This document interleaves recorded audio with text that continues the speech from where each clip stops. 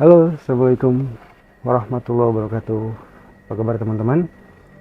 Sehat-sehat ya semua. Semoga kita masih tetap dalam lindungan Allah Subhanahu wa ta'ala kapanpun dan dimanapun. Amin ya Allah Rabbal alamin. Kali ini gue mau bacain email yang masuk ke beranda gue, ke inbox gue ya. Ini teman-teman, email gue datangnya dari Sumatera Barat, Padang ya. Nah, teman kita ini namanya Satria. Satria ini sebetulnya bukan orang Padang. Dia asli dari Bandung. Namun dia nikah dengan orang Padang dan kebetulan setelah nikah Satria memutuskan untuk tinggal di Padang bersama istri serta anak mata wayangnya. Satria bekerja di sebuah mall, di sana sebagai penanggung jawab kebersihan mall, housekeeping mall mungkin ya. Dan kebetulan juga mall tempat dia bekerja terkenal angker. Tapi sebelumnya Satria memang tidak mengetahui ya, sampai dia sadar dengan tempat dia bekerja penuh dengan misteri. Mall yang terkenal angker ini menjadi tempat kerja Satria, gitu ya teman-teman ceritanya. Sorry gua sekarang podcast langsung dengan bertatapan muka karena memang aturan dari YouTube sekarang harus menampilkan muka dari konten kreator tersebut. Ini ribet ya, nggak apa-apa sih. Lanjut ya teman-teman ya, ini ceritanya teman-teman.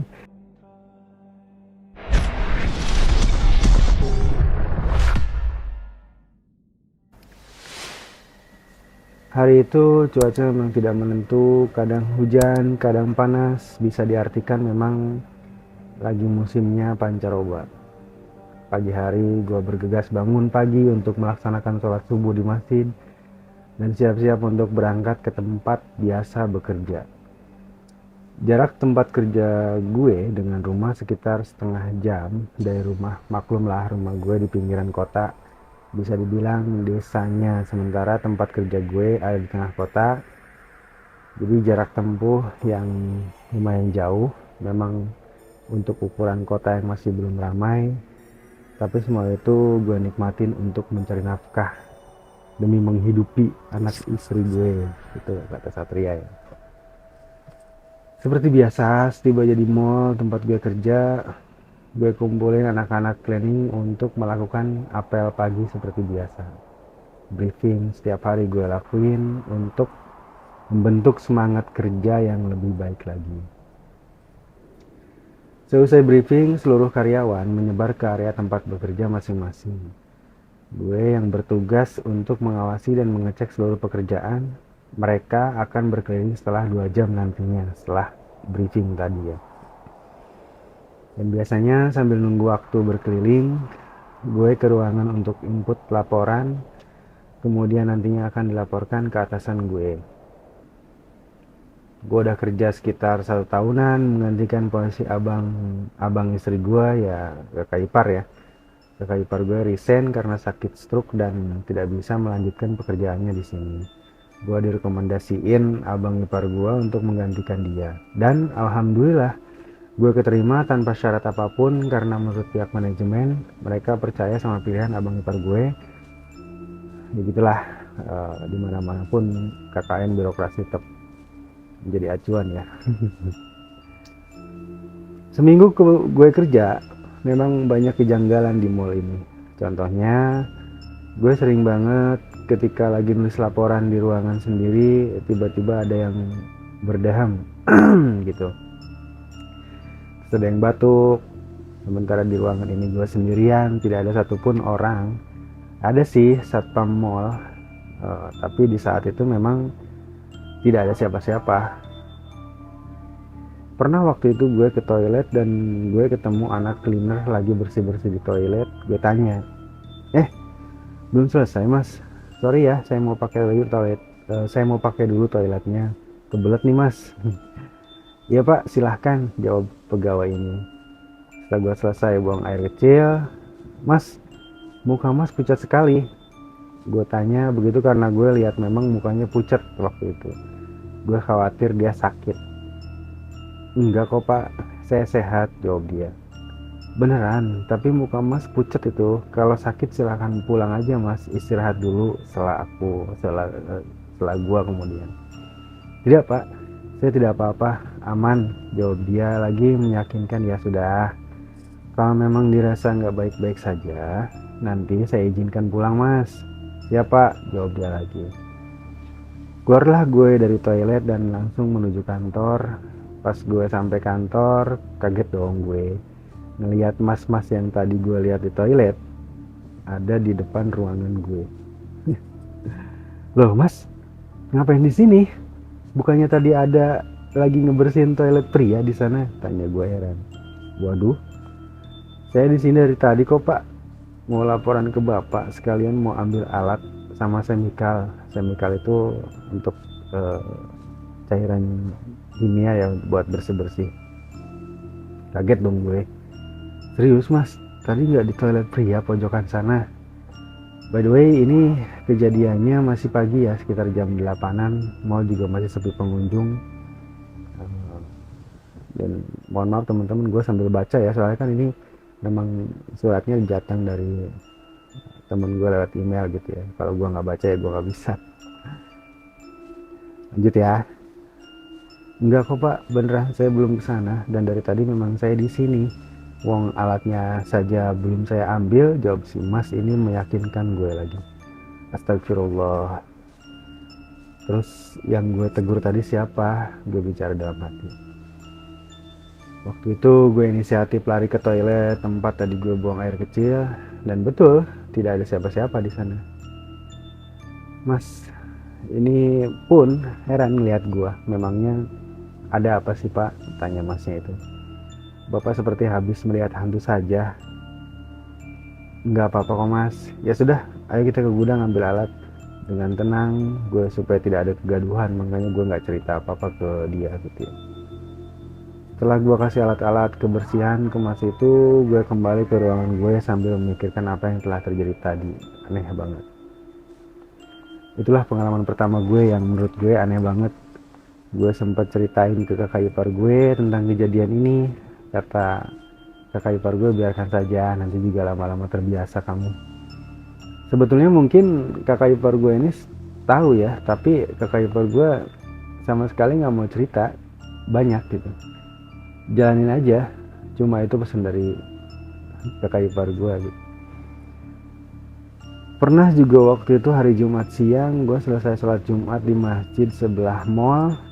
Gue ke ruangan kerja lagi untuk memantau pekerjaan dari CCTV. Gue lihat dari CCTV nomor 11 kalau tidak salah ya, dekat dengan balkon lantai 3, tepatnya di samping sebuah resto siap saji. Gue lihat ada nenek bungkuk melihat ke arah kamera CCTV.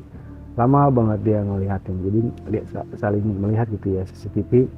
Neneknya ngeliatin terus ke CCTV itu. Gue pikir mungkin pengunjung mall yang lagi iseng ngeliatin CCTV. Tapi 5 menit kemudian nenek itu loncat dari ketinggian lantai 3 dan gue ngeliat gitu. Otomatis gue kaget dong dan langsung kontak HT ke teman-teman satpam dan gue lari ke arah kejadian tersebut. Dan ternyata satpam lantai 3 tidak menemukan adanya insiden apapun. Ada nenek loncat dari lantai 3. Gue coba lihat di sekeliling lantai 3 memang nggak ada kejadian apa-apa. Para pengunjung pun happy dengan kegiatannya masing-masing. Jadi nggak ada kejadian apa-apa gitu ya. Astagfirullahaladzim. Ini gue kenapa sih, gumam gue dalam hati. Lagi-lagi gue seperti ini dipermainkan mereka para makhluk halus yang tinggal di sini. Sambil gue minta maaf pada semua security mall yang sudah dibuat panik sama laporan gue. Gue minta maaf, mungkin gue salah lihat gitu ya. Dan gue kembali ke ruangan untuk mengecek CCTV dengan rasa heran yang sangat besar di benak gue. Baru saja gue duduk, gue lihat di CCTV lantai 1, gue lihat nenek-nenek itu lagi sambil ngacungin tongkatnya ke arah kamera. Ngacungin tongkat, jadi dia bawa tongkat diacungin gini, ngeliat ke arah kamera. Ya Allah, ini ada apa sebetulnya dalam hati gue. Setelah itu nenek tersebut menghilang entah kemana, sambil terus beristighfar dan berdoa supaya diberikan perlindungan oleh Allah dari makhluk-makhluk yang tidak terlihat tersebut. Jam 5 sore sudah waktunya gue pulang dan bersiap-siap dong gue untuk pulang. Baru saja gue mau kunci ruangan, di samping gue sudah ada yang berdiri wanita pakai pakaian serba merah gaun gitu ya. Dengan rambut yang terurai, panjang namun acak-acakan. Dengan mata yang tajam menatap ke arah gue. Kaget dong gue pasti. Akhirnya dengan spontan gue pukul pakai tas gue yang kebetulan lagi gue pegang, refleks aja karena kan gue kaget gitu ya. Dan ya nggak kena, langsung push gitu, kena dong, dia menghilang tiba-tiba. Woi, siapa anda, tanya gue udah setengah berteriak ya gue. Jangan ganggu terus, saya nggak kenal dengan anda, tolong jangan ganggu saya di sini. Ya memang nggak ada jawaban apa-apa gitu. Ya sudahlah, gue pikir gue buru-buru ke parkiran tempat motor gue terparkir dan go home, gue pulang langsung. Sebetulnya Sabtu Minggu gue seharusnya libur ya, tapi karena ada urusan yang tidak bisa ditinggalkan, gue terpaksa harus datang ke mall tempat gue kerja. Berangkatlah gue pagi-pagi, biasanya pengunjung di weekend akan lebih banyak dari biasanya. Sampainya di mall, gue langsung masuk ruangan dan mengerjakan apa yang harus diselesaikan untuk laporan. Ini masih pagi ya, sekitar jam 8 kurang gue udah sampai ke mall. Anak-anak sudah di briefing oleh kepalanya masing-masing, kepala shiftnya ya. Dan mereka sudah bertebaran mengerjakan pekerjaan mereka seperti biasanya. Tok tok tok, pintu ruangan gue terdengar diketuk. Biasanya sih anak-anak cleaner yang mau ambil alat atau semikal. Masuk, kata gue ke arah pintu yang diketuk tadi. Tok tok tok, pintu diketuk kembali. Masuk aja, nggak dikunci kok. Tanggung, saya lagi nulis laporan. Silahkan masuk saja, saut gue lagi. Makin kenceng nih, tok tok tok tok tok tok. Terdengar dari pintu diketuk semakin panjang gitu ya. Ya ampun, ini orang gak ada sopan santunnya, ngomel gue. Sambil gue buka pintu dengan nada gue mau emosi gitu ya. Setelah pintu gue buka, zong dong, gak ada siapa-siapa di luar. Sepi, hening ya, main gak ada siapa-siapa. Curiga gue, jangan-jangan gue lagi digangguin lagi. Aduh, gue berbicara sendiri, ya Allah ini kenapa. Kebetulan lewat satpam mall namanya Pak Heru ya waktu. Pak Heru, mohon maaf kesini sebentar Pak. Iya Pak, siap. Ada apa Pak? Pak Heru tadi yang ketuk-ketuk pintu saya, tanya gue gitu. Enggak Pak, saya baru saja lewat sini habis keliling dari utara, maksudnya mungkin mall bagian utara gitu ya. Kenapa memangnya Pak? Tanya Pak Heru lagi ke gue. Maaf Pak, tadi ada yang ketuk-ketuk pintu saya, tapi setelah saya buka nggak ada siapapun di depan pintu. Gue menjelaskan, gini deh Pak Heru, saya kan terbilang orang baru di sini, belum tahu sebetulnya ada apa dengan mall ini. Soalnya saya sering sekali dapat gangguan dari makhluk yang tidak terlihat. Pak Heru hanya senyum dan gue mempersilahkan dia masuk. Dan banyak sekali yang ingin gue tanyain, bukan tanpa sebab gue curiga sama mall ini karena gangguan itu intens banget ya gangguannya. Bapak sudah sering diganggu ya? Tanya Pak Heru. Iya Pak, saya sering sekali diganggu, bahkan saya pernah ditampakin dengan muka mas yang kerja di cleaning di toilet Pak. Ngobrol lagi sama saya, aneh kan menurut Pak? Kami yang lama di sini mah sudah biasa Pak Satria, sudah biasa nemuin hal yang kayak gitu. Bahkan kalau kami jaga malam, kami tidak pernah sekalipun tidak diganggu, tegas Pak Heru meneruskan. Tidak pernah sekalipun tidak diganggu, berarti gangguan terus gitu ya setiap harinya ya. Sebetulnya ada apa sih Pak di balik semua ini? Apa mau ini dulunya tanah kuburan? Atau apa Pak? Aku penasaran akhirnya kan. Ya wajar dong kalau gue penasaran gitu, tanya-tanya kayak gini. Jadi gini Pak Sadria, dulu mall ini pada tahun 1993 terjadi kebakaran yang super dahsyat. Hampir seluruh pengunjung dan pedagang di mall meninggal terbakar. Karena memang saat itu mall ini lagi sangat ramai sekali. Api membesar dari lantai dasar dari salah satu outlet makanan siap saji ya. Otomatis orang-orang yang di lantai atasnya susah untuk keluar dan terjebak di dalam gumparan api yang sangat besar.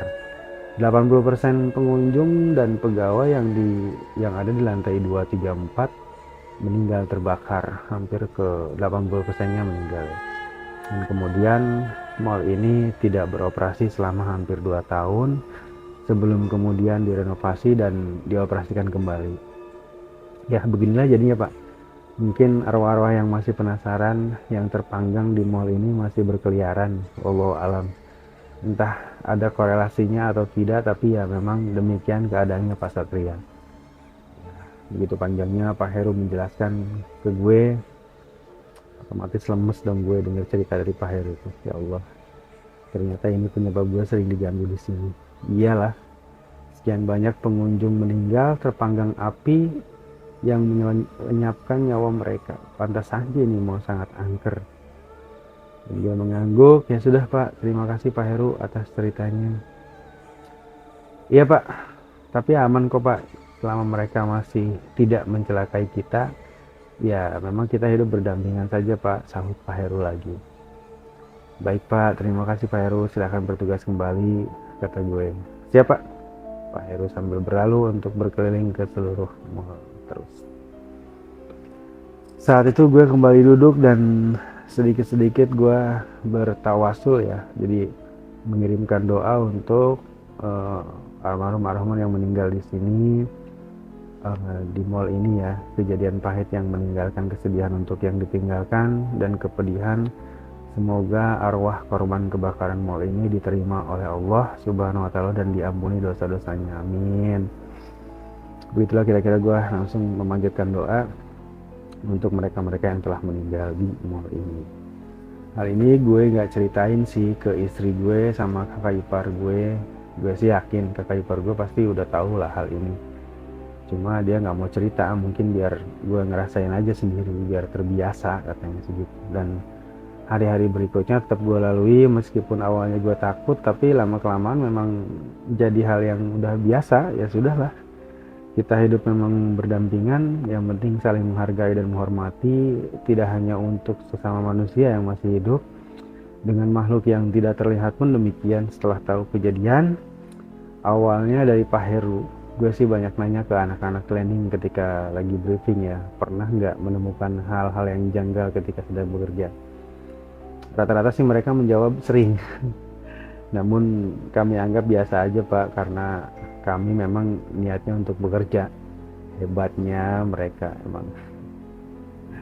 Alhamdulillah mempunyai anak buah yang kerjanya bagus dan profesional dengan job desk mereka masing-masing. Demikian cerita nyata dari gue alami sendiri. Semoga menjadi pembelajaran saja untuk kita, karena memang kita hidup berdampingan dengan mereka yang tidak terlihat gitu ya teman-teman. Itu Satria yang menulis ya. Itulah teman-teman cerita pengalaman nyata dari teman kita Satria. Mas Satria ini terbilang hebat ya, walaupun dia aslinya takut, namun demi anak istri tetap dia lakukan pekerjaan dengan intensnya, diganggu makhluk-makhluk astral yang ada di mall itu. Maaf ya teman-teman, nama dan tempat sengaja gue samarkan untuk menjaga privasi mereka yang ada dalam cerita nyata ini. Thanks buat Mas Satria yang sudah kirim email ke gue. Terima kasih, pengalamannya diberikan untuk kita semua di sini. Memang penonton gue di YouTube ini masih sedikit ya, tapi alhamdulillah selalu saja ada email masuk ke gue buat dibawain ceritanya sama gue sendiri.